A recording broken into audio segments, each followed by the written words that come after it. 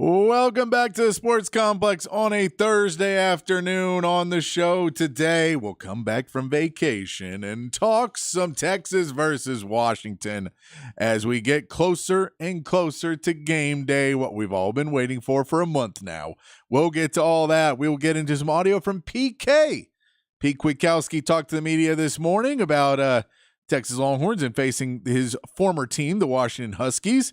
Get into some other college football talk, a bunch of bowl games happening around the country as we get closer and closer to the New Year's Day bowl games. We'll get a little NBA talk in there. Two teams making sales right now, going to both of those. A lot of NFL talk. We weren't here all week, so we'll get into recap of some of the weekend games, get you start ready for tonight against Thursday night football. It's going to be a fun time as we get there. We'll keep it going with you guys on the text line. 512-447-3776. 512-447-3776 is the text line number. You guys drive the show. I just try to keep it on the rails. So the more you text in, the more we'll go back to the text line and we'll talk to you, whether it's questions, comments, concerns. If you want to talk about Texas versus Washington, then keep texting in about Texas versus Washington and what you think and your hot takes and what do you think is going to be happening in the game, or what your questions are, what your concerns are. Send those in, and we'll get to all those. Of course, we'll do the big fat poll of the day here in a little bit as well. If you want to talk Cowboys, we'll talk Cowboys or Texans. We'll get into all that here on the Sports Complex today. I hope everybody had a good holiday. We had a good break, was able to get off for a few days and enjoy some downtime, hang out with the dog, hang out with the family, had a good time. Got plenty of whiskey, which is always a great gift to give me on a holiday. Is some more whiskey, so I'll be set at least through January. I'll be set through January with the whiskey I got. But yeah, very good time with the family. I hope everybody there did. If you want to text in the best present you got or you gave, I did get some Texas stuff too. You know, my parents still have to. You know, they're happy that Texas is in the playoffs as well. They are both Texas grads, so they're looking forward to the game as well. So they had to make sure to get me some Texas stuff so that I would be ready to go, because I know I don't go out and spend money on many things. So they had to go get it for me. Love them very much. We appreciate it. So if you have a good gift you gave and a great reaction, or a good gift you got this holidays, please send that in on the text line. We'll talk about that. But we want to get into some Texas football. I do want to mention this up top because we're going to get into the bowl games after we talk some Texas. But there is a story that came out today that I just want to get off. Let's just start it. Let's just start it and get it out of the way before we get too far into the show.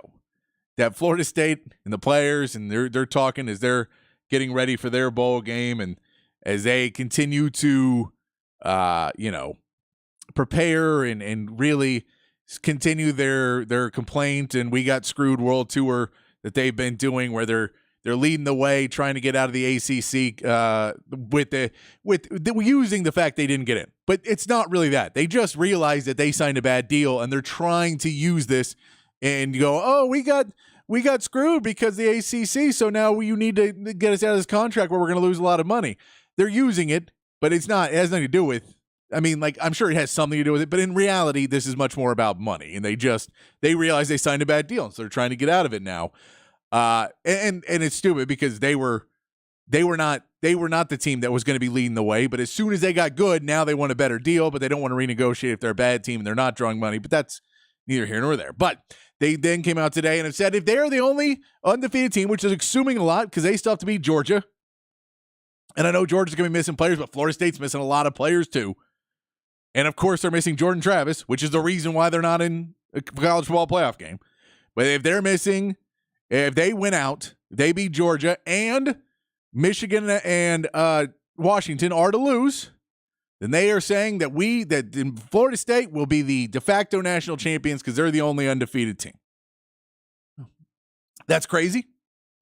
And the fact that they are talking about hanging a banner for all this is not, because these are the things you need to realize if you're Florida State. And I know for the players, it sucks, man.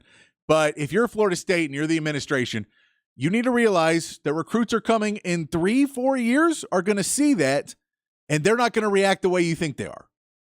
Recruits will come in a few years, and maybe next year it won't be as big of a deal, But the years after that, when Florida State's trying to get to a new level and they look up at that banner and go, hey, remember that year you didn't win anything and said you did? It's not a great look. It's not really. And I get that this is all talk before the game, and I don't think they're going to beat Georgia. For what we saw Louisville do, that Louisville game seems like a real misnomer that they were any good, that they were able to beat Louisville. So this all seems to be leading to Florida State losing to Georgia and then having to shut out their mouth. But they're not going to. But let's get out of the way. That's all silliness to start the show. Silliness that Florida State says they want to hang a banner and say they're the de facto national champions if Washington and Michigan both lose and they're the last undefeated team. You guys, that's not a good look. You guys, I don't know how many teams have gone from everyone felt bad for you to now so few people feel bad for you because you can't just let it go. And you can't just say, oh, actually there is a point. We understand the point you made. There is a valid other argument. We don't agree with it, but there's at least a valid argument. It's in the rules. You could say that. Maybe we'd be back a little on your side, but we're not going to be. Let's get into some talk about Washington and Texas, though. PK spoke to the media today, so we're going to focus more on the defense today. Tomorrow on Friday's show, we will get more into the offense and the matchup that we will see of, Texas' real big strength, the offense and all the weapons, against a bigger weakness for Washington, the defense. They do have a decent defense, but not quite the level of what Texas offense is. And on the other side of the ball, we'll talk about today, is Texas defense versus Washington's offense, where Texas does have some heavy strengths in this defense. And I think that you're going to see a little bit about how this matchup does scare some people, but maybe it shouldn't scare you as much as it does. That Texas does have some benefits on the defensive end of the football. And we can start right now. Well, PK, we'll give you the opening statement from PK. And PK, if you get, he's not a head coach. An offensive defensive coordinator, sometimes not giving you the best answers, but PK's, he's going out. None of these are that long, so we won't go too long on any of them. But PK's opening statement today, talking about getting ready for the bowl game. Hi, good morning. Well, obviously we're very excited to be here. Starting last January after our season got done, the guys go back to work, and the guys put in a lot of time and energy to get to this point, and obviously very excited to be here, and obviously playing a quality opponent, and who I have a history with, and who the team has a history with from facing them last year, and so we're all excited to see what we can put out there on the field, and see if we can play like we have played all year long. So nothing too special in the opening, but PK kind of going into, this is a big game, and this is against a Washington team that he has a lot of history with. And I think he wants to prove something, and it's kind of a common thread. We saw it with a lot of the players when they spoke to the media last week, that we saw it with, we've seen it with Sark talking about it a little bit. PK talks about it in this game, that there is not only familiarity that's coming from this game, but I think especially this defense and the offense to a point, the running back room for sure, and the offensive line, these D and O lines want to show up in this game because they want to get the bad taste out of their mouth of last year. They've exercised a lot of demons this season, being able to go in and take care of business, not beat everybody but Oklahoma and the Big 12 on the way out, which you're going to be playing Oklahoma again. So, you don't need to necessarily exercise that demon. It would have been nice to win that game because you would have been able to get into this college football playoff much easier that way, but you got to where you needed to be in the end anyway. But Texas, for them to be able to come back and avenge themselves from the bowl game last season, that they really felt like they didn't get a good shake-in, that they weren't ready to go, that they maybe weren't in the best position mentally, and it seemed like Sark wasn't in the best position mentally, and some of the players talked about it, that they kind of want to come back and set the record right with Washington, that they don't feel like they should have lost the game last year, and they want to show that they are a better team than this Washington team, and getting another chance to do it and in a big setting, they're looking forward to it. One of the things that's really different this year than last on the defense, to give you a little bit more hope about what this team did against Washington last season in the Alamo Bowl, what Texas has done this season differently overall, because this is a different defense than last season. Texas is a much better third down defense this season. They're much better in the money downs this season and getting guys off the field, especially once you start to get them down the field. And once they get a little bit closer, now they may not be as great down when they're worried about the deep shot, and when when the other team's on their own 20, they may be sitting back a little bit further on that to make sure that they don't get bitten over the top. But as the field starts to compress a little bit and they feel like the safeties aren't going to get beat over the top on a 60-yard throw or something like that, then the defense really starts to shore up and they really good on money downs. Here's PK talking about the third down defense and its improvement and how he got the team to focus on getting those third down stops to get them off the field. Well, it starts with we've made an emphasis because we weren't as good last year on third down, so it was a huge emphasis in the offseason through camp and all season long. And then at the end of the day, we design the defenses and the calls, and then the guys have just done a great job of executing all year long. They understand the importance of it and obviously take a lot of pride in it. And the results are what they are. So you get that third down defense, and you are able to step up a bit more on those money downs. You're able to play a little bit tighter defense on those third downs to be able to stop teams and really slow them down and get them to punt the ball, maybe kick a field goal, but keep them out of the end zone. It's another thing PK said in this a couple times was the goal is not always to stop everything. It's about getting them out, not keeping out of the end zone. That's really his main concern is there's going to be field goals, but I know what Sark's idea of offense is on the other end. And as long as I keep the ball out of the end zone, I should be okay with that. Sark, or PK did talk today too about the secondary and something that he was asked about the secondary a few times in this press conference because, it's concern for a lot of Texas or a lot of Texas fans that the secondary has allowed some big numbers so far this season.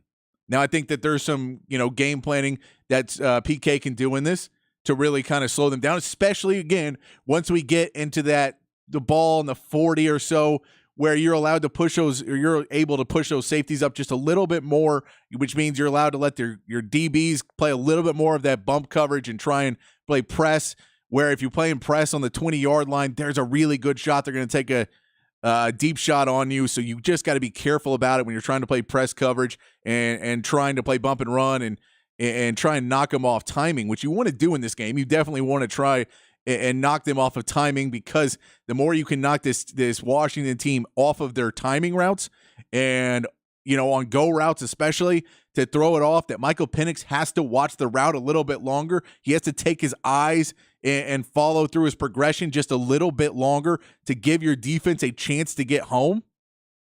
You want to do that as much as you can. But your secondary has to hold for you to be able to do that. So your defense either has to play really good coverage where they're on it, and Michael Penix Jr. has to sit and watch and watch and watch, or you have to bump them and get them off the timing so he has to clutch that ball one time or two times to figure out where he's going to be and where he can put that ball. But PK did say he has confidence in this secondary. He said that he has no problem with this secondary. Here's PK talking about his confidence in the secondary after a month off of getting prepared and getting healthier. Oh, definitely. You don't get to this spot without guys showing that they can do it. Everything gets talked about the pass defense, and yeah, we'd like to be better in that. But at the end of the day, there's a lot more to it than just that, right? We've been great against the run. We've been good in the red zone. We've been good on third down, and the situations that matter, that gets the ball back for the offense, we've been able to execute and perform.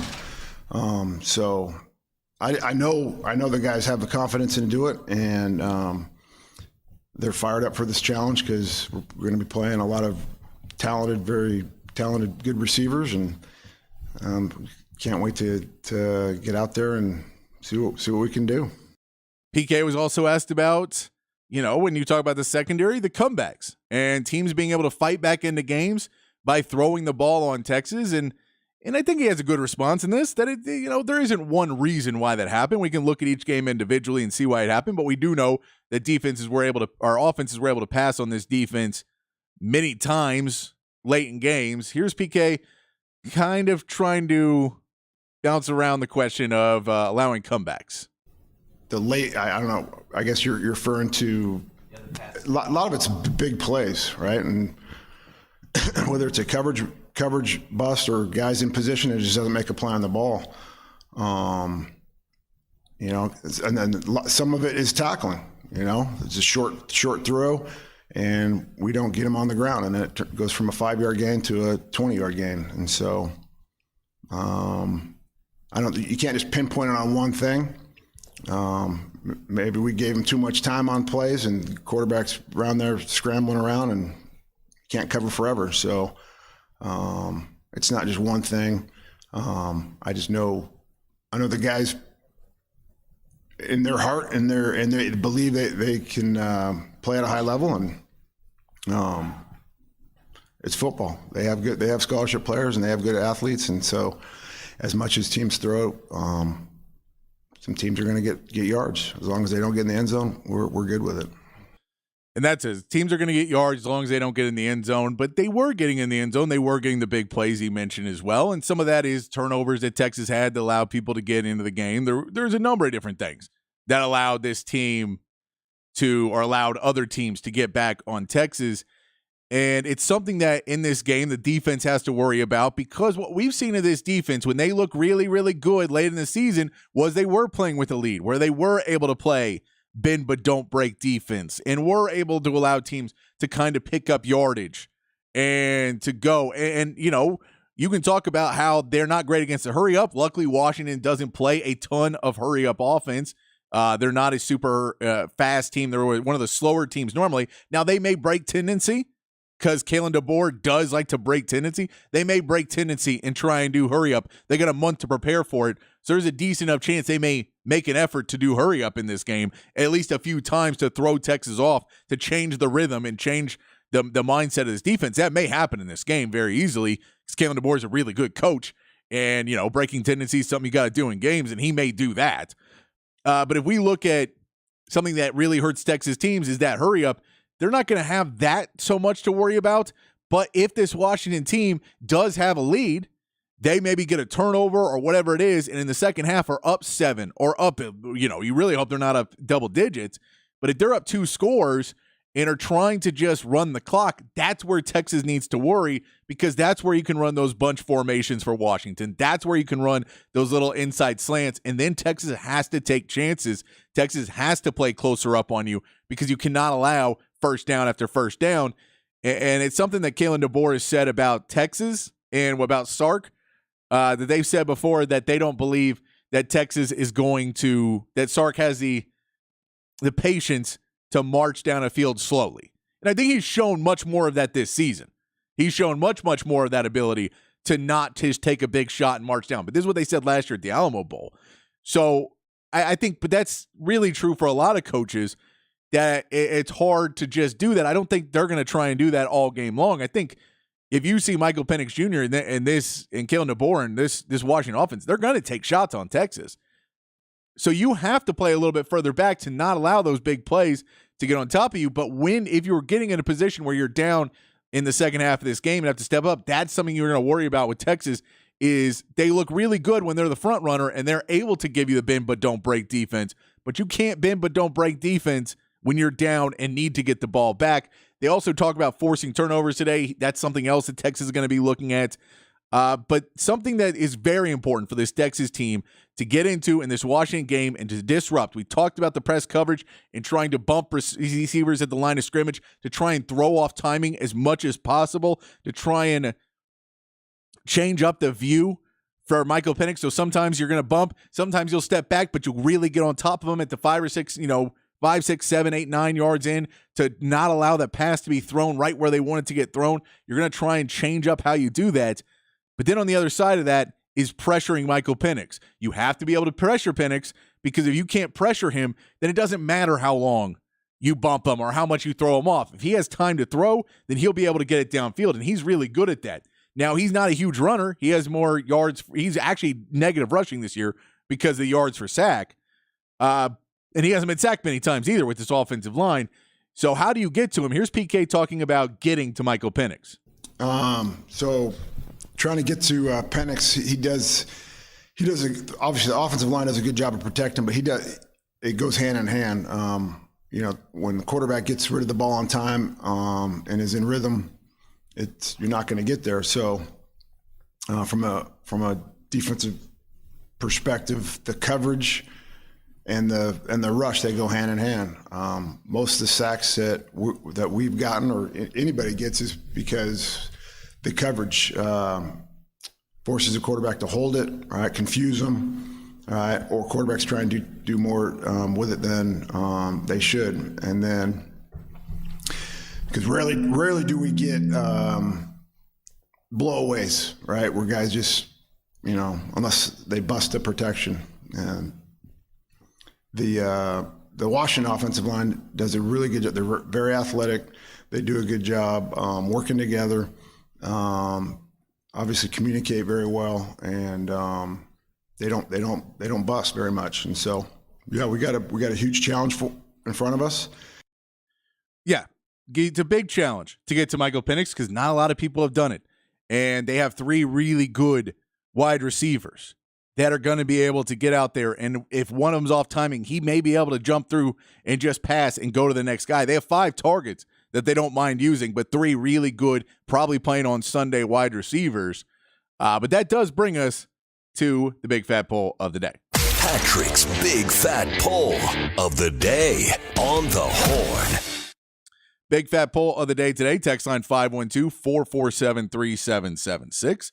We talk about needing to get to Penix, needing to throw them off of their timing, needing to throw them in the disarray. Then we have to look at blitzing Michael Penix. And how do you bring pressure onto Michael Penix? Now, you can bring a rush where it's just your 4 guys on the line of scrimmage and you're trying to rush and hoping that Ethan Burke gets home or hoping you get pressure up the middle with the Devondre Sweat and Byron Murphy. Now, those 2 guys are going to be huge in this game, not only because you're going to want them to stop Dillon Johnson and slow down that run game to make them throw the ball more and make them throw on passing downs, which they like, or throw on running downs, which they like to do as much as anyone else in football. They'll throw the ball all day. Now, Dillon Johnson lets them get into favorable downs that are running downs that then they throw the ball on and confuses defense. If you continue to push them and keep them into passing downs, it lets you as an offense or a defense then be able to game plan them much easier and call plays against him much easier. If Devondre Sweat and Byron Murphy slow down Dillon Johnson, that he's not able to get out and make big plays downfield and not be able to get yardage, and it's now a 2nd and 9 and a 3rd and 10, or you're able to hold him back and hit him behind the line of scrimmage and get him to, a 3rd and 12, something like that, then you're putting Washington on 1st and 2nd and 3rd down into passing downs and standard passing downs where they can't break tendency, where they're going to throw the ball. And you're able to bring a little bit more pressure, and that's where you're going to see Anthony Hill come out and bring a blitz instead of just a regular rush. And so I don't know if you're going to blitz a ton early in downs. You may. I don't know if we'll see that or not, but you may. But we'll see that you bring the pressure. I think Jaylan Ford is a huge factor in this game as well, because Jaylan Ford being able to cover the run, being able to stand back and on passing downs and be helpful in coverage and not necessarily blitzing, but making sure that he's doing enough everywhere else that Anthony Hill is more free to blitz in this game. I think that's going to be big. But this is the poll of the day, 512-447-3776. The poll of the day, how often do you want to blitz against Washington? Give me a percentage. Give me do you want to do it a lot? You can say a lot, some, let's just do it on, 3rd and longs. How often do you want to blitz? Not rush.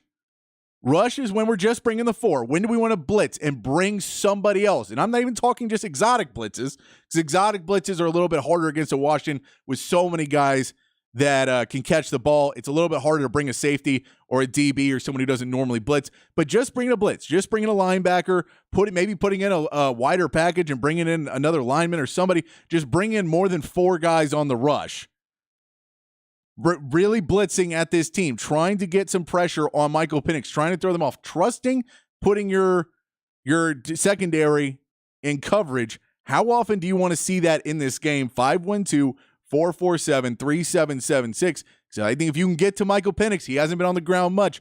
If you're able to put him down, or if you're able to make him force throws even, if you're making him trying to throw on the run and try and scramble and try and get out, if you can bring pressure up the middle, that makes him spread out, and then a linebacker is able to get to him, a Jalen Ford or a Trill Carter or an Anthony Hill. Somebody's able to get to him on the outside because of the pressure up the middle, and he can't step up into that pocket. Those types of plays could really change this game for the Texas defense. Tell us on the text line, 512-447-3776. We're going to take a quick break. When we come back, we'll get into some more college football bowl games. Texas State got their first bowl game and their first bowl win.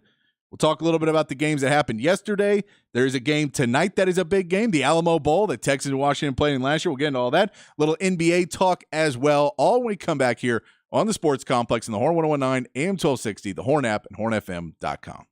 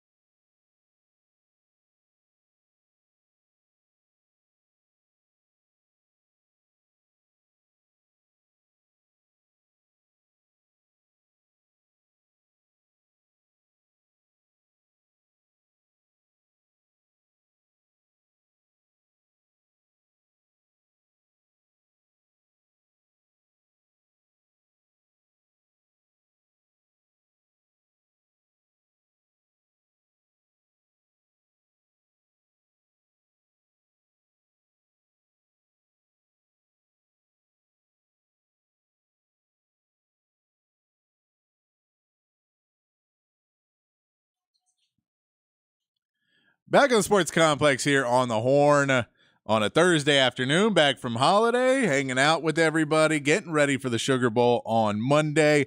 You haven't heard, we'll be doing a pregame on Monday, so the shows will be off on Monday, celebrating New Year's Day, but 4 to 7 p.m., so basically when we'll be doing the show anyway, I will be up here. Rob Baber is going to be joining me in studio. Aaron Hogan is going to be in New Orleans, getting you ready, 4 to 7 pregame show on Monday for the big Sugar Bowl playoff game for the Longhorns. We'll get you ready for that. And then I believe I'm going to be joining E and Rod B, hook them up on Tuesday morning, talking about the game and recapping the game and going through a big 5-hour recap on Tuesday morning as well. But all that coming up for you. We are playing, of course, Sugar songs. We only got one day this week to play music, so we'll do a 512 Friday tomorrow, but I play some Sugar songs for you, to get you ready for that Sugar Bowl, since that's what we're all waiting for. Text line's open. 512-447-3776 is the text line. We're going to get to the Patrick's Big Fat Poll. Get to those answers here in just a minute. We are asking you, how often do you want to blitz against Washington? If you're the coach, if you're PK, how often are you calling those blitz and sending another guy, sending a linebacker, putting in a heavy lineup and trying to send another defensive end, trying to get pressure? How often are you going to sacrifice your secondary to try and get after Michael Penix? How often are you going to do that if it's your choice? How often do you want to blitz the quarterback? Are you trying to, you going to up it more than you did this year? Go about what if you could say we're just going to do the same game plan, or do you say, maybe this is, you got to break tendency and really go hard at this Washington team? Tell us on the text line, 512-447-3776. Anything else you want to talk about? Questions, comments, concerns, what we always say here. You guys drive the show. I always try to keep it on the rails. Let's talk a little bit about some other games that happened while we were off in college football. We'll mention real quickly, Texas State did handle business 45-21 against Rice. They should have. They won the turnover battle 6-0. 5 interceptions and a recovered fumble for Texas State. That is a path to victory in pretty much any football game. They ran for 148 yards as well, so we're able to control the clock. This is their first bowl game, first win, and first time to drink a stadium out of beer on their side of the stadium, which, it's great when you have to go to the other side and they just hit a couple stands and you have to keep going. I've been where I've drank my particular beer out. I don't know if they had a lot.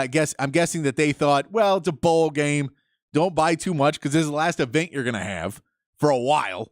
So you don't want all the beers, you're not going to bring it out again next year and serve people skunky beer. So, we only want to, bring so much beer. Apparently the Texas State fans, not a shocker, on brand. But I'm telling you, if you're a bowl game now, if you're a concessions person next season, you want to get Texas State to where you're at.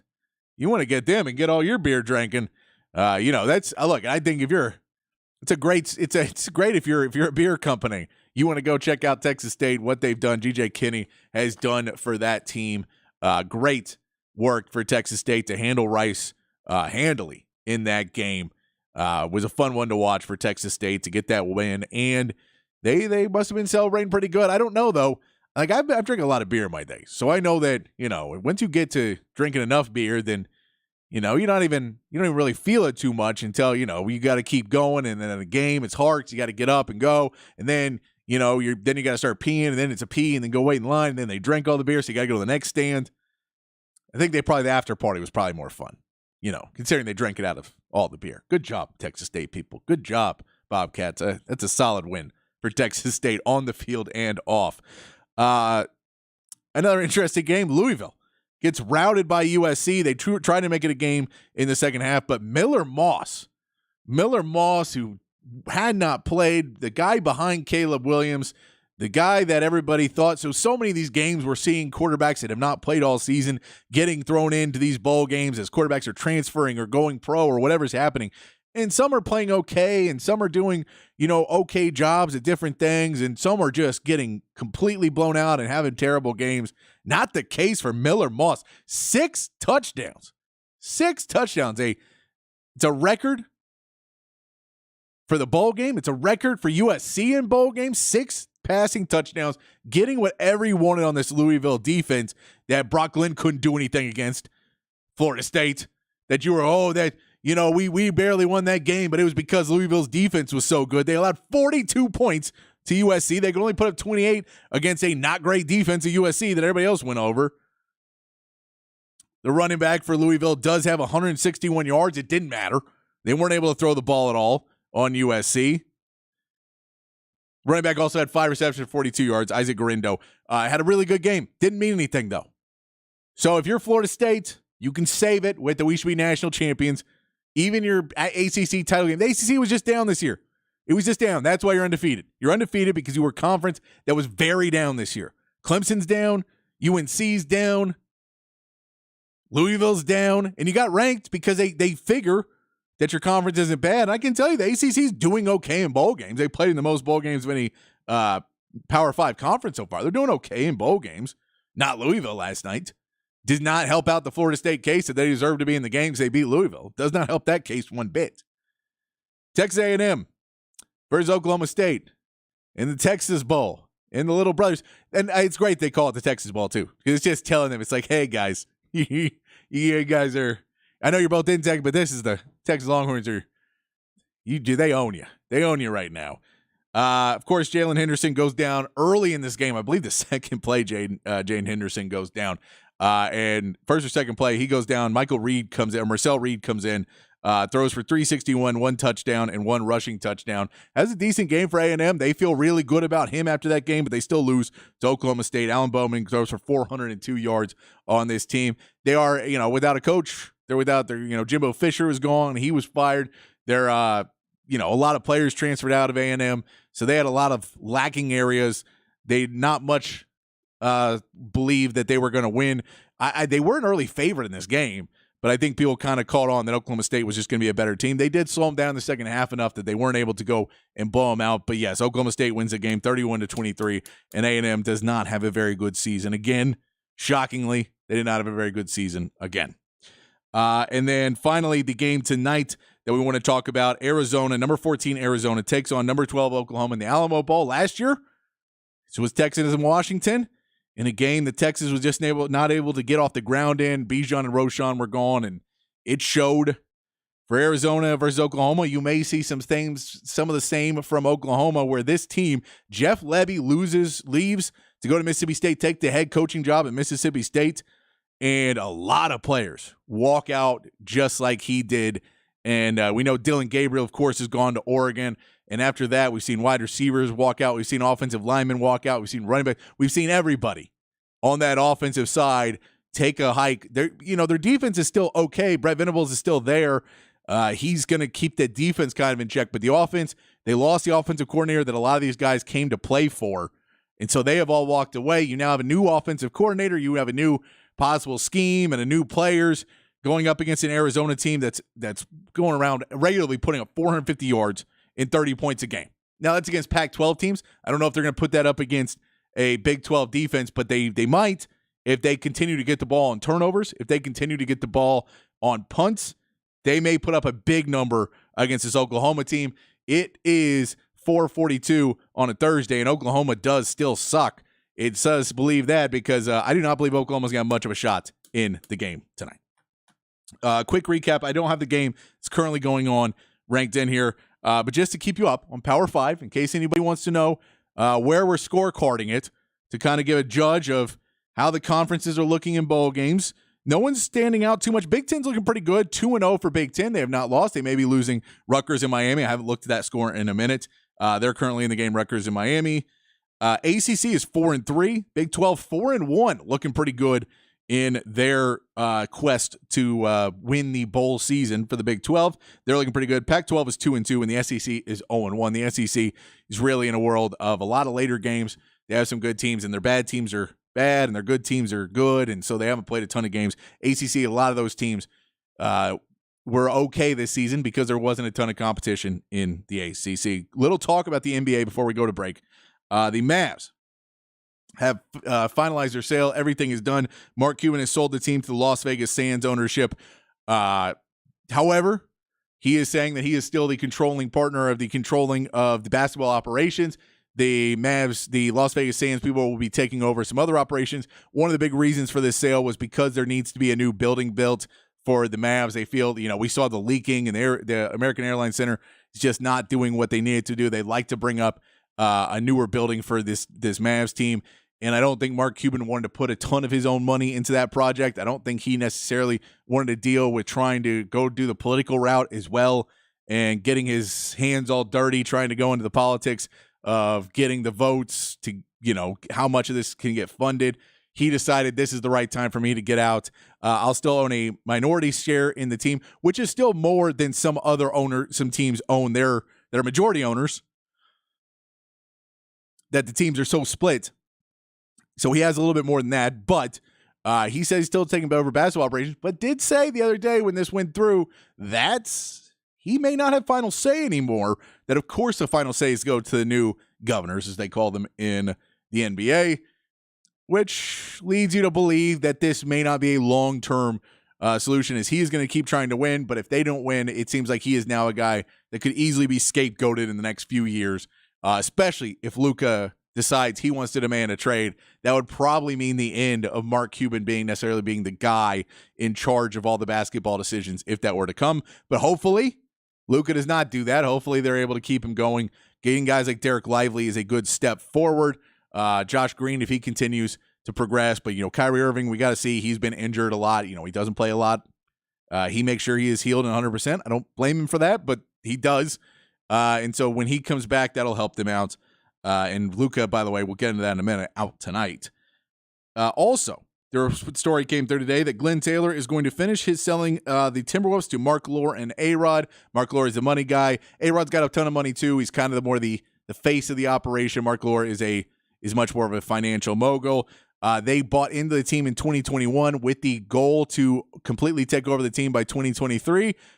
They're running out of time in 2023. The deal is set up for it to be in 2023, so they have to finish this by December 31st. So they finally said, okay, we're going to do it. We got the money. We're ready to go and finalize the sale. T-Wolves fans have got to be ecstatic. Glenn Taylor is not a very beloved figure, even though he brought the team there and has done some good things for Minnesota. Him and Kevin Garnett have a very tumultuous relationship where it's sometimes good and sometimes bad. The trading of Flip Saunders is part of that. So I think Timberwolves fans are excited to get to new ownership and maybe some new perspective into building this team, as they're not that far away. They got some really good players in Anthony Edwards and Karl Anthony Towns, and now Rudy Gobert. That experiment is starting to work in Minnesota. However, there is still some time to build on that project. One more thing before we take a break. We'll talk about the games tonight. We'll try and hit that a little bit later in the show. But the Pistons, if you have not seen, are still losing. Still losing. They are now losers of 27 straight. They play the Celtics tonight, but this Pistons team has now lost 27 straight games. They are falling into the category with the Spurs, who are a 4-win team. The Wizards are a 5-win team of teams, and it's starting to bring out this problem in the NBA right now that we're seeing more and more. And the question is, how do you bring yourself out of a tank?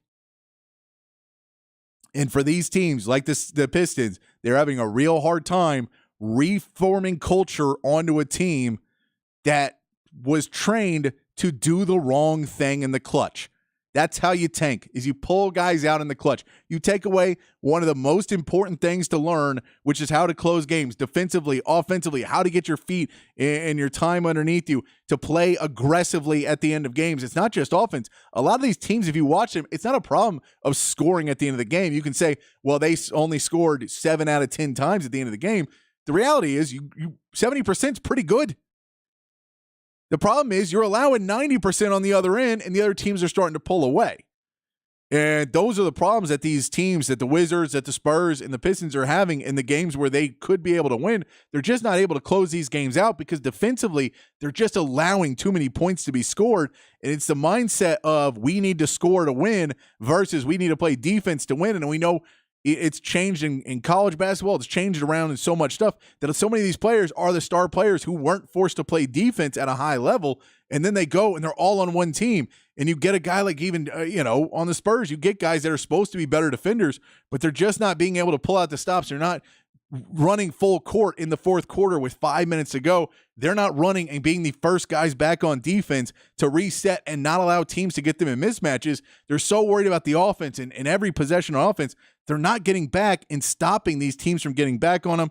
And the losing mindset, because of the training in those last minutes of how hard those last minutes in NBA games are, has really come back to bite these teams at the end of the season.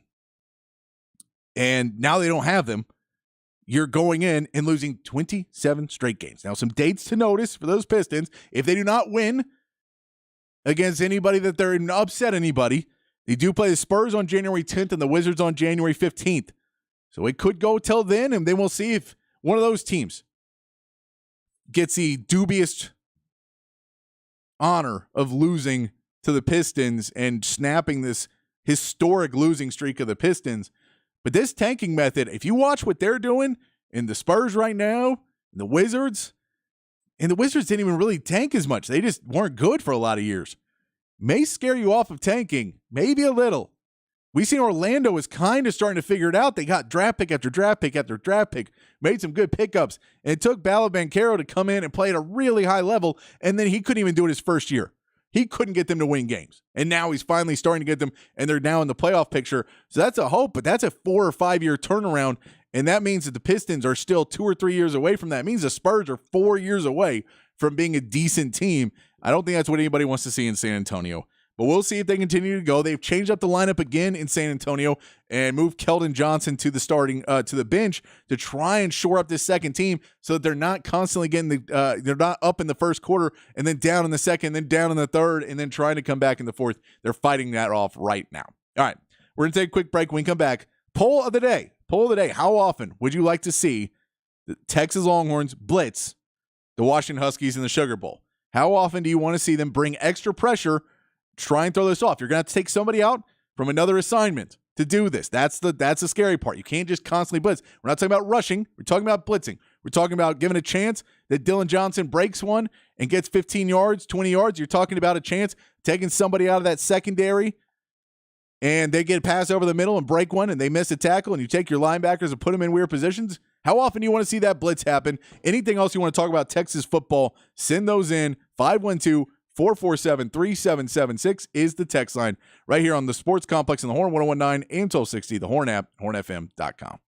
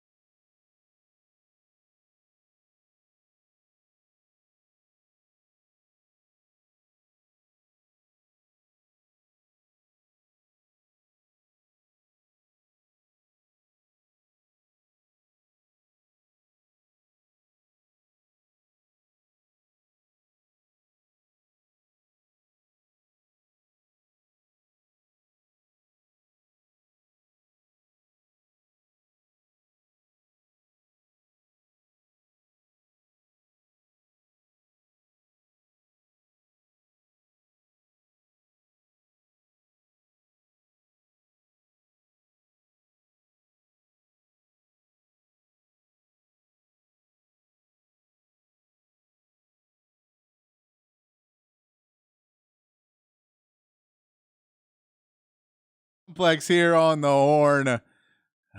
Playing some sugar songs. You knew this one had to play.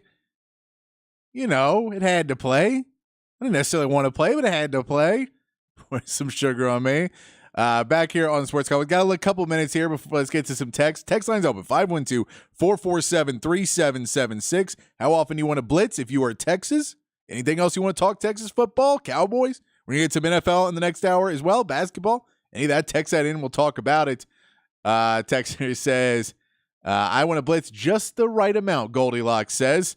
Yeah, if we could just nail that down, if we could get just the right amount, that would be a great look for this Texas team. But that's a question, is what is the right amount? You know, this is going to be a difficult game to kind of judge that out. You don't want to get burned. And that's, I think, really the question is they found out later in the season that right judge of not getting burned, allowing just enough to not allow too much. But you can't get too scared and you play too conservative, because when we saw Texas play conservative last season and earlier this season, that's where they started to get in trouble, because they started to get too conservative on all their play calling, and teams were able to hit them over the top because they were really trying to not allow a play over the top, but then they just kept going underneath, so you had to make an adjustment, and then they were hit you over the top. You have to be able to play strong the entire game. We also, Nate says, pretty clear why Sark handles the press conferences. Yes. Hey, but I'll tell you a positive thing about that, Nate. That means he's not taking another job as a head coach anytime soon. It doesn't appear, because he doesn't necessarily want to talk. It's kind of like Lou Anarumo in Cincinnati. You may just have a really good guy who doesn't necessarily want to be a head coach and stay as a DC. That's a good sign for Texas, seeing how well this defense is playing right now. That's not a bad thing. And you don't need to play Sugar Ray by Fly by Sugar Ray. I agree. I'm not going to. If I was going to play any Sugar bands, I would play the Sugar Hill Gang, Rapper's Delight.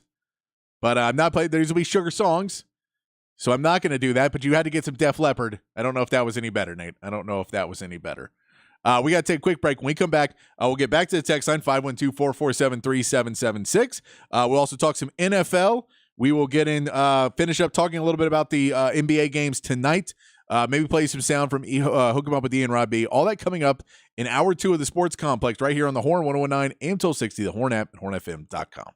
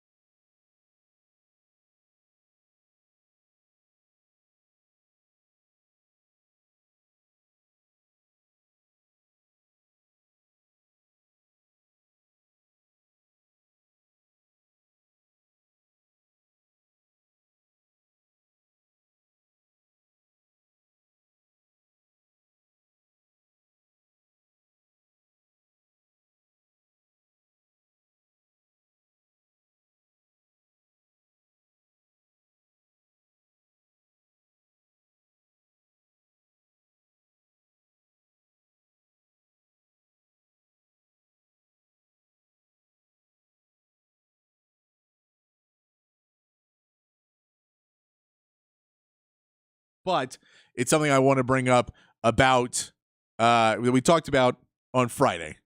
And it was brought up a lot of debate on the text line about mayo versus mustard. I'm just saying, in general, mayo's gross. I wasn't even necessarily advocating for mustard more. I do eat mustard, but I wasn't even advocating for it. I'm just saying mayo is gross. The Duke's Mayo Bowl happened.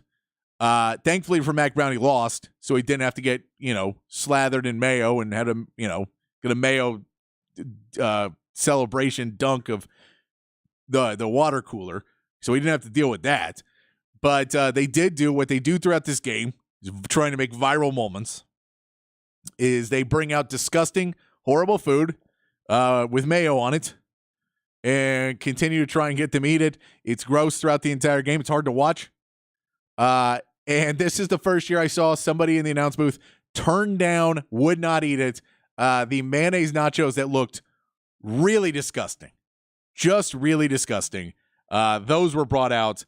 And then they were able to the play-by-play announcer basically said no, and Dan Mullen, who was doing color, agreed to do it. It looked really bad, and I love that Dan Mullen, the play-by-play guy at the end, basically was like, it was delicious. He's like, tell me that at 1 o'clock in the morning, which I agree with. I think later that night was probably not a great moment for any of them eating that much mayo. But then they also had the flavored mayos, and they were putting that on different stuff, and they were putting that on cookies, and they put some mustard on a Krispy Kreme, and I don't get it. Just put it on a burger and they'll be like, oh, this makes this burger better. Or put it on whatever it's supposed to go on. Duke's Mayo Bowl. I know you're trying to be viral. It's gross. Just want to watch football. Big thumbs down to that. But let's talk some NFL. Getting some NFL. We will bring up that there was some big news that the Broncos have made their decision. The Broncos have decided that the Russell Wilson era is over before it ever really got going. Broncos country, let's ride is over. They will be benching Russell Wilson because his contract will become fully guaranteed if he is to be injured this season. So they decided they're going to cut ties with him at the end of this season. They're going to start Jarrett Stidham instead.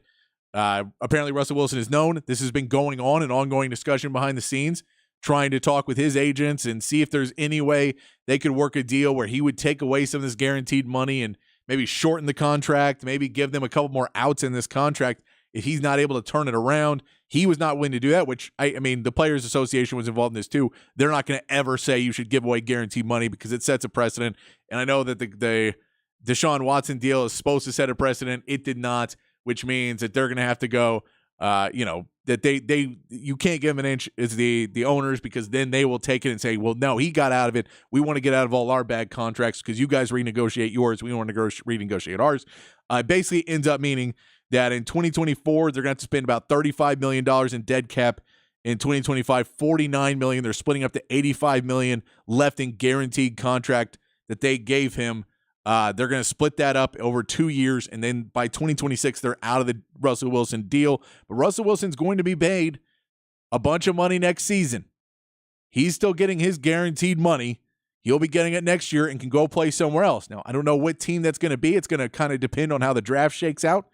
It's going to depend on how free agency shakes out, which team is willing to give him a shot as a starter or give him a shot where, he's a transitional quarterback. Does Seattle, looking at what Geno Smith does, does Seattle say, okay, we'll bring you back now. We'll come bring you back for a small amount of money. Why not? And you can come back to Seattle. Is that a possibility? Is there another place where he may end up? That's curious to see for Russell Wilson. I try to look through the teams, and I don't think there's a lot of options. You could look at a Tampa Bay if they don't know what they're going to do, but you assume Baker Mayfield's played better than Russell Wilson necessarily would. And I don't know why you would make that switch if you're going to if you want a transitional quarterback. I think you keep Baker Mayfield if you're in Tampa Bay. So I don't know why you would make that switch there. A lot of these other teams are going to be trying to go younger. If you're the Jets, they had problems, but they got Aaron Rodgers, so they're hoping he's going to come out. Is this something where Russell Wilson basically sits out and waits for the first quarterback injury? Does he say, okay, I'm getting paid. I don't necessarily need to be at camp. I'll tell you what, I know there's going to be 3 or 4 quarterback injuries, and you're going to be scrounging to find a decent quarterback. Is he going to wait for that? Or is he going to go and try and find a team? Because if you look at the bottom of the standings in the NFL right now, Carolina, they got Bryce Young. They don't need him. Arizona, they're trying to get rid of Kyler Murray, so they don't want to bring on another quarterback. The Patriots aren't going to bring him in. I mean, they need a quarterback, but I can't imagine him going to play with Bill Belichick. That seems like a disaster. I mean, Bill Belichick may be gone, though, so maybe they bring him in there. I just don't see that happening. Too much turmoil there. Washington, Sam Howell, unless they're going to ready to move on from him, they could have a new coach. We see if, they bring a new coach. Maybe he has ties to Russell Wilson. Maybe that's a team where he goes. Titans already got Will Levis. The Giants are paying Daniel Jones. I can't see them basically benching him by signing him. Chicago's not going to do that. They're going to have a good pick. There's just not that team. Maybe the Raiders, but he's going to go in division and go over to the Raiders. Are they going to try and get somebody new? Depends on which coach. If they keep Pierce. It's just an interesting question to see where Russell Wilson may end up after the season. But the Broncos are moving on. We'll see what they try and do to get their next quarterback, because they are now added to the group of teams that needs to find a starting quarterback. It's not that surprising that Sean Payton has said, to whoever else, that he wants to find his guy. He doesn't want Pete Carroll's leftovers. He wants to get his guy. He wants to bring someone in, train them to do what he wanted to do. I know that he did a lot with Drew Brees, which technically was a San Diego guy, but he got him. He got Drew Brees when Drew Brees was, not necessarily there. The whole story, if you go back and remember that stuff with the Chargers, they basically kept really wanting to get rid of him, and they kept wanting to get rid of him. And then, all of a sudden he plays pretty well, but he gets hurt. So the Chargers are kind of trying to get him back and trying to keep him around because they're not sure, but they just played too fast and loose with him that he wasn't sure if he was going to come back. So he ends up, and then Nick Saban says that that the doctor said that they wouldn't allow Drew Brees to come, but he says if he would have gotten Drew Brees and he'd been the greatest coach in NFL history, now he's just the greatest coach in NCAA history. And he ends up on the Saints and gets him a title and makes Sean Payton a made man as a coach. But he wants to find that guy. So maybe he's going to go out and try and find a guy who's in the league that he thinks he can build. Maybe try and find somebody that he sees out there, and maybe he knows. And that's why he's getting rid of Russell Wilson. He says, I know who's out there that we can go get, and I can make him like I made Drew Brees, who wasn't a bad quarterback, but people didn't believe in him. Maybe it's a Kyler Murray. I don't think you're going to invest that much money while you're still paying Russell Wilson, but maybe there's somebody out there. Maybe it's a Baker Mayfield that he feels he can go return and bring up. Maybe it's somebody like that, but we don't know. We'll see more what happens there with the Broncos. The Hall of Fame finalists were announced last night. To give you some of those names, for the first-timers eligible, the big names are Antonio Gates and Julius Peppers. You figure Julius Peppers might be a first ballot. Antonio Gates, a tight end. You don't know. He did really revolutionize the tight end position, being a number one receiver at tight end for a long time. I think they're both definitely going to get into the Hall of Fame in just a matter of time. First-time finalists, Eric Allen, Rodney Harrison, Fred Taylor, and Jari Evans, the offensive linemen, are all up there. I'm not sure if any of those guys are going to get in this year. Rodney Harrison probably will get in time. And then the guys who are returning on the ballot have not gotten in yet. Jared Allen, Willie Anderson, Dwight Freeney, which is surprising that he's not in. I mean, like the stats don't quite, but eye test wise, Dwight Freeney's in. Devin Hester is another eye test guy that should be in. Torrey Holt, Andre Johnson. Andre Johnson's stats aren't there. They just aren't, and it sucks. But for the Houston Texans and what he meant to that Houston team, and I mean, eye test wise, Andre Johnson should be in. He just played on a lot of not good teams there for Houston. But I mean, eye test wise, I got to put him in. But we'll see. Reggie Wayne also on that list. Patrick Willis and Darren Woodson. Would be good to see Darren Woodson get into. I think he is deserving to be in the Hall of Fame. It's the NFL, though. It's not the Basketball Hall of Fame. Not everybody gets in. But those are your names for the NFL. A couple notes on the games this weekend. Won't go too far into it. It's been a little bit of time. The Browns do beat the Texans 36-22. The double whammy because the Browns are playing really well. You were hoping to get a better pick when Deshaun Watson went down, but that defense is playing phenomenal. Case Keenum gets pulled in the game. Davis Mills has an okay game, puts up 149 yards and 2 touchdowns in that game. So an okay game from Davis Mills. But from reports of practice today, a lot of guys back out there. C.J. Stroud is at the end of concussion protocol. He's back practicing again, so that's good to see. Brian Cashman is a big help on that defense. Unfortunately, Jimmy Ward has been shut down for the season now. But they did bring in Kareem Jackson, who, if he can stay out of trouble, could be a good piece in the secondary to try and get them some wins. They are still tied atop the lead of the AFC South because everybody's lost the last 2 weeks. Jags had every opportunity to run away with this, and they have not. So the Texans are still in it with 2 weeks to go. Cowboys not fortunate, 20-22. Dolphins win that game. Dak did not have a bad game. 253, 2 touchdowns. He did get sacked 4 times. We know the reality. Tony Pollard. And I'll tell you one thing. Defensively for the Cowboys, Dan Quinn coached a pretty good game. I know there's some complaints about Micah Parsons being held.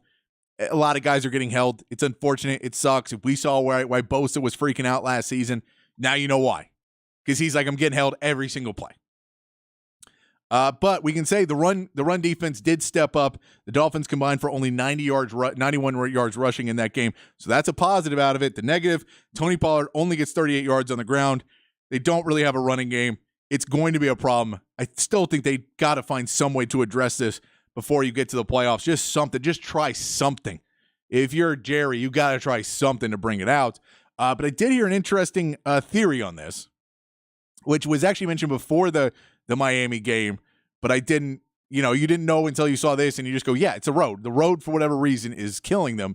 And Marshall Faulk brought up an interesting idea about the Cowboys on the Rich Eisen show, which was basically that Dak Prescott at home, because he's able to hear, because he can talk to all the players, is able to get to the line of scrimmage. And Dak even came out and said that Mike McCarthy's play calling, getting the plays in quick, really helps him out because they're able to see everything and make the adjustments they need to make. But Marshall Faulk's theory is that on the road, either Mike McCarthy is taking away Dak's ability to make the play calls because it's too loud, or because of the volume, he's having a harder time checking down on plays or, checking out of plays and trying to make game time decisions in audibles and things to the line of scrimmage to find the right play when he reads a defense at the line of scrimmage. And now he's having to basically have guys win battles, which they're not always going to be able to do. And we actually talked about this on the show, that there is something to be said for when Kellen Moore left, Dak Prescott stepping up and looking even better and making some better reads when he didn't have another quarterback basically telling him, this is how I would play it, and letting Dak play the way he would play it as a veteran quarterback now in Dak. That it's an interesting look that Marshall Faulk may be onto something, that on the road, Dak may not have the same amount of freedom, whether it's volume or whether it's Mike McCarthy. You need to find a way around this when you get to the playoffs to change, to allow Dak to have a little bit more freedom to, when he sees something, go and try and take advantage of it, because it feels like they're not able to do that in these games, and it's kind of stalling this offense at points.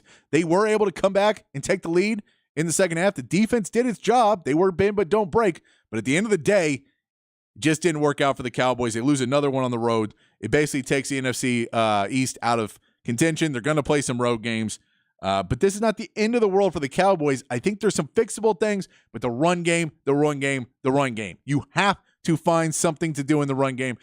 Darrell Henderson Jr., I know this is bottom of the barrel stuff, but I'd be calling Darrell Henderson Jr. He just got cut from the Rams practice squad.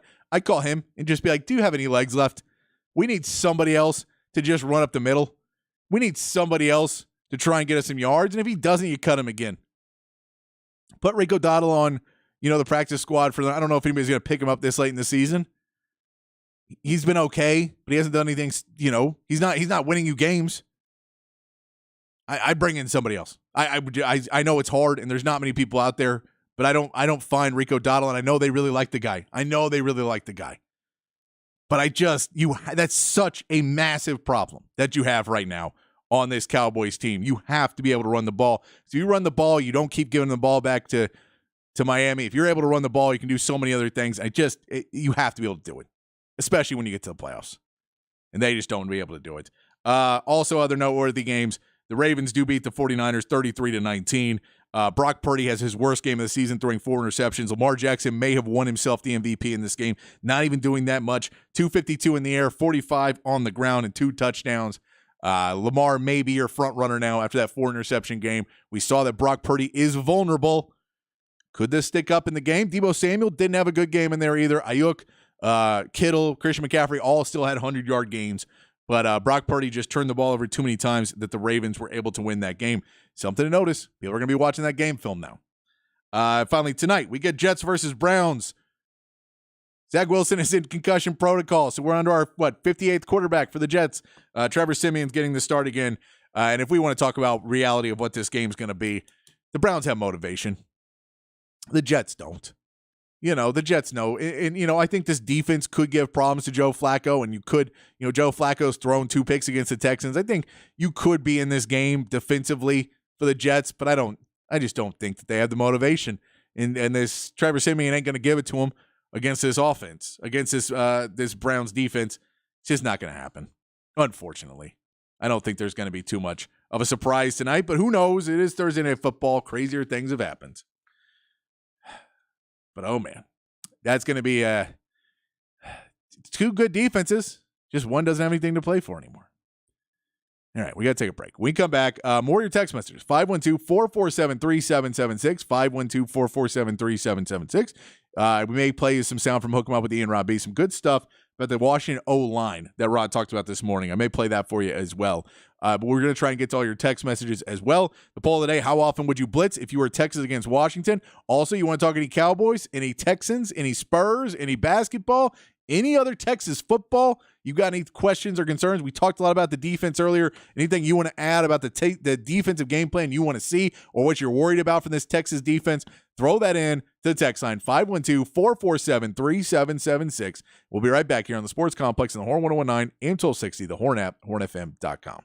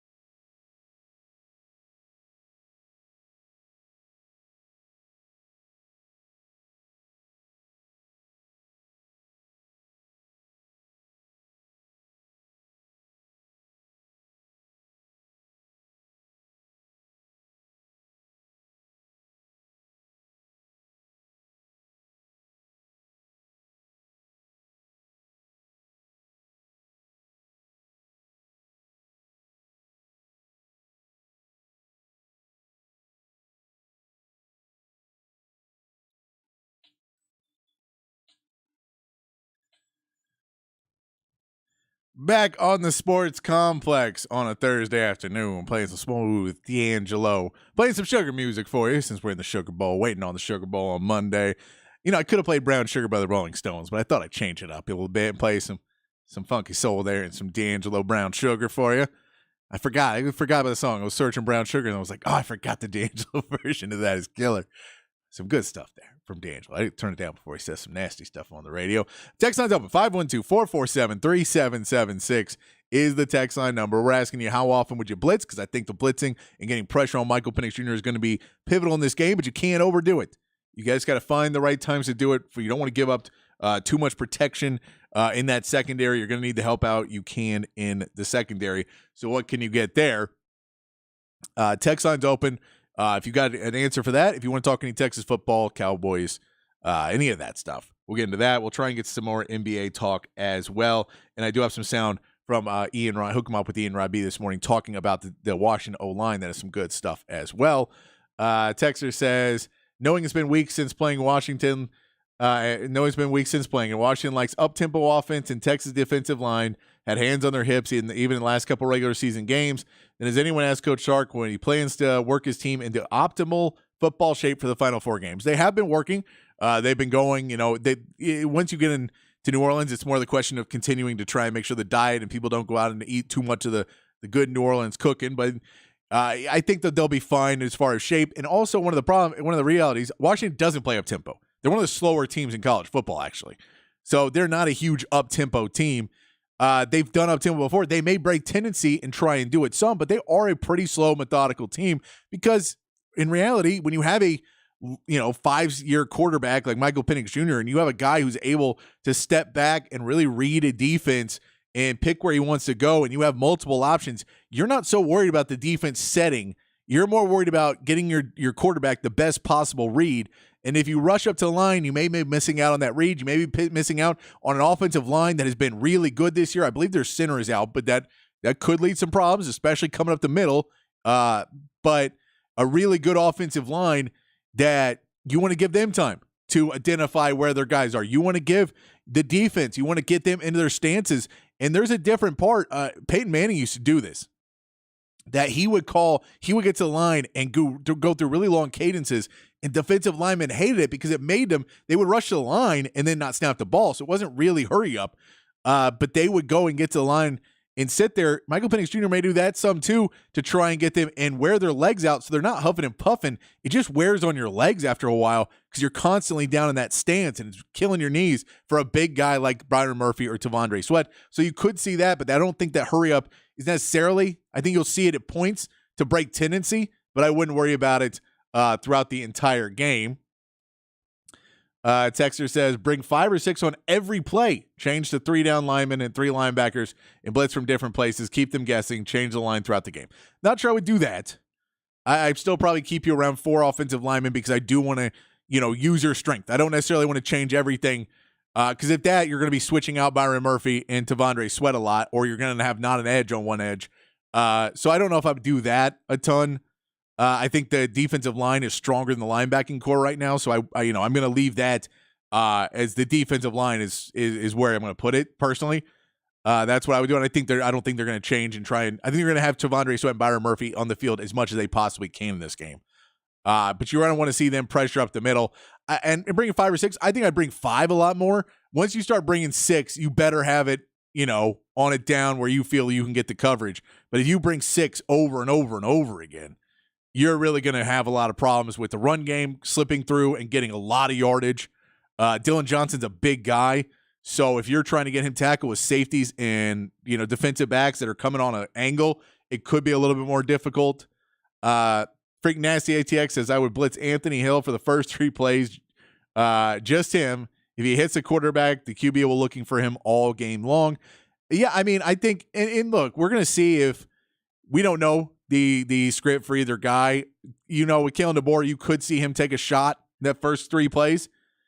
Or you could see them just run the ball with Dylan Johnson several times and try and establish, because I think if they establish a run early, which hopefully they won't be able to against this Texas front, if they're able to establish a run early in this game, it's going to be a lot of problems for Texas because your game plan involves stopping the run. That's what you've done against every team that you've blown out this season in games where you're playing well, you're stopping the run. So if Dillon Johnson's able to get 4 yards a carry, 5 yards a carry, then you really have to start reassessing everything you're doing defensively. You're going to be on your heels. So I could see them trying to run Dillon Johnson early to see if they can get some pressure. And if not, they go back into the plan because they know what Texas' plan is to stop Dillon Johnson and go with that. And Nate says, Patrick, I don't have to talk about your poll today because I feel confident that we're winning the game. I like that, Nate. I like that. And I can't believe you bring with me about my Cowboys either. Jacob is gone. He is moving on to greener pastures. We wish the best for him. But I do. I'm surprised as well that you agree with me about your Cowboys. I'm. It's not hate. I'm rooting for the guys. Believe me, the party is better when the Cowboys win. I have a lot of friends who are Cowboys fans, and I'm always rooting for the party to be better. So I'm rooting for the Cowboys because I don't want to be midway through a beer and then everybody around the room is not talking anymore, and I'm still having a good time because my Texans haven't been good for years. So I get you. I'm with you, Nate. I'm with you. Chan says Brock looked lost. Yes, he did. And blitz on third and greater than 7. Yep, those are standard blitz plays.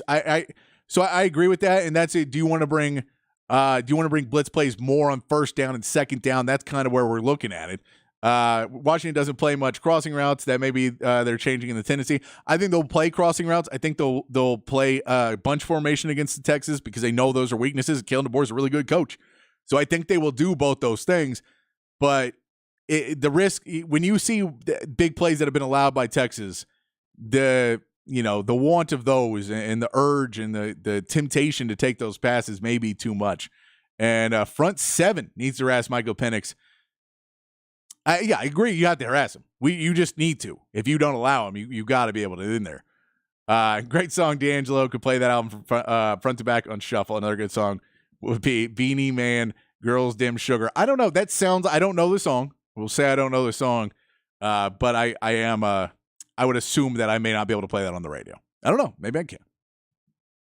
WPI Parts Guy says, I just want to see second half sacks and pressure. Yeah, you want to see it in the second half especially. I agree with that. And 35-17 Texas wins. I would love to see them hold Washington to 17 points. That would be a huge victory for this Texas defense and this Texas team. And disguise coverages make Penix not trust his eyes. I like that. Kind of change up what you're doing. I think you're going to have to play physical. I don't know how much you can disguise for this Texas defense, especially considering the fact that, this Washington team knows PK really well, that there may be some more issue in trying to disguise things from him. But, you never know. You never know. How does Dillon J compare to Ollie G size-wise and statistics-wise? Dillon Johnson is much more of he's going to run up the middle. He is not necessarily going to make a ton of cutbacks. He can do a little, but he is much more a bruiser runner up the middle, which works really well in the Pac-12. They don't have a lot of, they're not necessarily about big individuals and large humans on the inside. They're not about that. So his running works really well in that. But when you're running into bigger humans and you're trying to be a big human running through them, it may slow him down. All right, I want to play this audio from Hook 'em Up with Ian Rob B this morning, talking about the Washington O-line. Some good stuff from Rob Babers there. Let's talk about the offensive line for the Washington Huskies. While we were on break, they actually won the Joe Moore Award for the best offensive line in the country. Texas was in the conversation as well. I believe Texas was a finalist or a semifinalist for the Joe Moore Award too. So Texas offensive line, also one of the better ones in the country. But there's a case to be made that the Washington offensive line is the best in the country overall. They just won the Joe Moore Award, period. Chris Peterson says it's the best pass protection unit in all of college football. They've only allowed 11 sacks this season, 7 all of last season, 46 tackles for loss this season is what they've allowed. So they're top 5 in the country in fewest sacks allowed. And one of the strangest kind of storylines about this offensive line is that they lost their starting center for the season. His name, he was a 6th-year senior, actually, and he was Mele Mateo, I believe was his name. Yeah, sorry, Mateo Mele. I mixed it up. Mateo Mele, he was a 6th-year senior. He had a season-ending injury in week 2, and that's when they moved the 270-pound freshman, redshirt freshman right guard to center, Parker Brailsford. And everybody assumed that this would be extremely detrimental and it would put them at a severe disadvantage. I think it did for a while before they adjusted. But now that offensive line is playing like the best offensive line in the country, or one of them. The pair of fifth-year juniors, Nate Kalepo and Julius Buelow, they're the ones who solidified the interior because they're both now the starting guards. So they book in Parker Brailsford, which helps him out a lot. They don't overburden the young man. But that offensive line with Roger Rosengarten playing the right tackle, he is really good. He's going to play in the league. He's an NFL guy. Did not allow a sack all season long. Troy Fautanu is the left tackle. He's a star. He was a first-team All-Conference pick. He's third-team All-American. He's also a guy that will play on Sundays. I mean, those two tackles are NFL guys, and what makes it even more extraordinary is that, everybody assumed that the interior offensive line would be a weakness for them after losing 3 of their 2022 starters from the interior. They lost Jackson Kirkland, Corey Luciano, and Henry Banvalu. They were all starters in the interior line. When Texas played them in the Alamo Bowl, they had a different group of starting interior offensive linemen, lost that group, replaced them with a couple of guys who were inexperienced, and then even lost that guy in terms of the veterans they had in the interior, and had to replace them with a redshirt freshman. And yet they've kept the standard pretty high that they're playing at for that offensive line.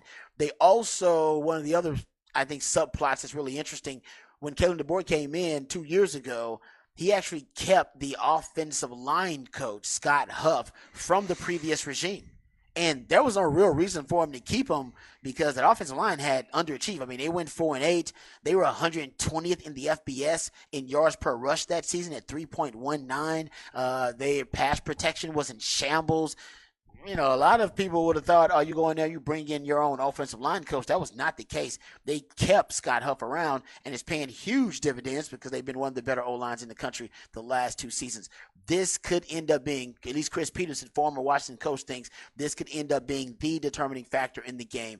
And I think when you look at how the game might play out, and I think it will play out, Texas will make Washington one-dimensional because they made every team one-dimensional by taking away the run, and Texas is a top 5 rush defense. When they do that, when they take away the run and force Washington into being one-dimensional, where Washington is perfectly comfortable because they're a passing first team anyway. I think the month of November, their pass ratio, or you look at their pass rate, is about 55%.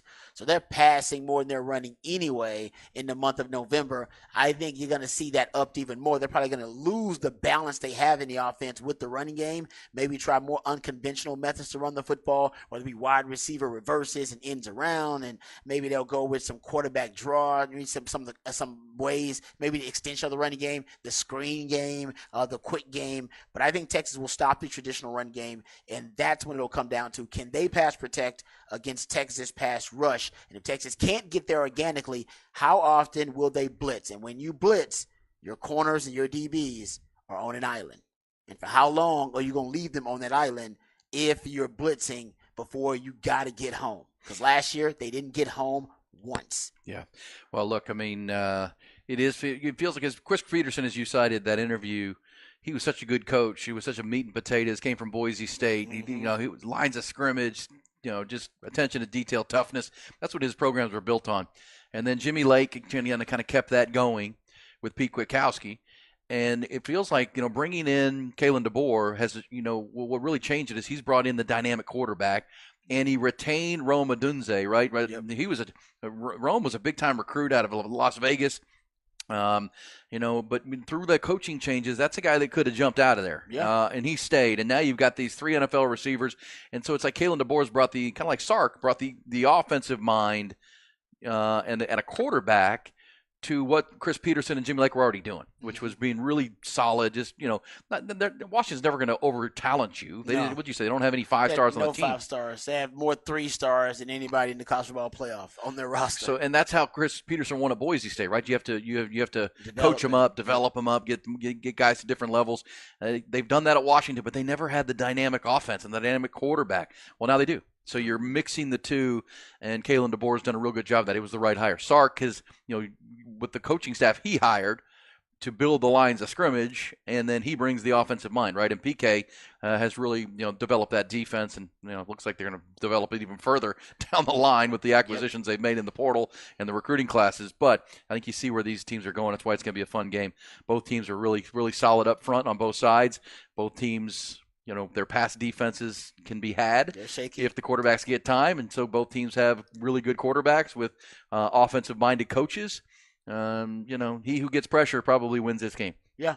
And the running game, on both sides, not sure how much of a role it is going to play because of the pass defense, how susceptible they are. But keep in mind, Washington's offensive line, they actually, if you look at yards before contact, they're one of the better run blocking units in the country too.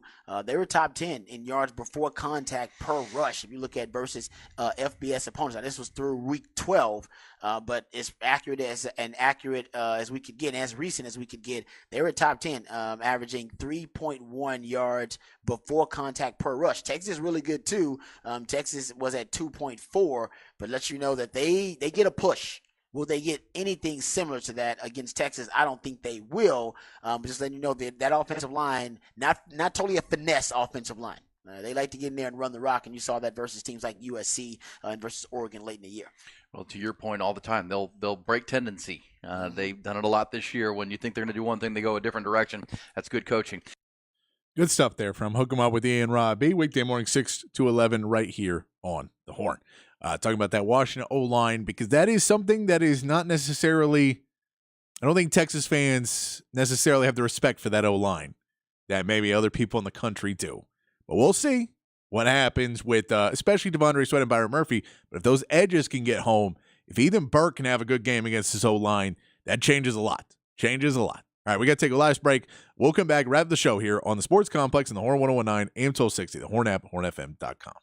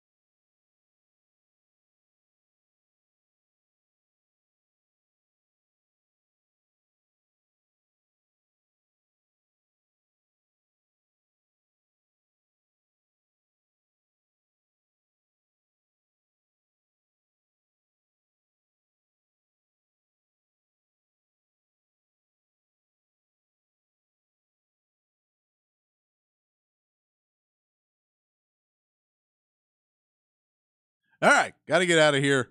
We're going to be back tomorrow. More content talking Texas, Washington. Also, I believe my man Joe Cook is going to call in, give you more insider perspective from there in New Orleans, talking Texas, Washington. Get you ready for the NFL slate this weekend as well. By the way, you're playing fantasy and you're lucky enough to be in a championship game or a semifinal if you put your schedule weird. Amari Cooper, I believe he's just been ruled out, so check your schedules. Thursday night game tonight. I know it's a lot going on football right now. It's a good time. It's a good time to be a sports fan. All right. We'll be back tomorrow. Thanks to everybody on the text line. We appreciate you. Come on back tomorrow and let's play again. Tomorrow, 4 to 6, right here on the Horn. Until then, be kind, be safe, keep your underwear clean, and we'll see you right back here, 4 o'clock, for more of the Sports Complex on the Horn.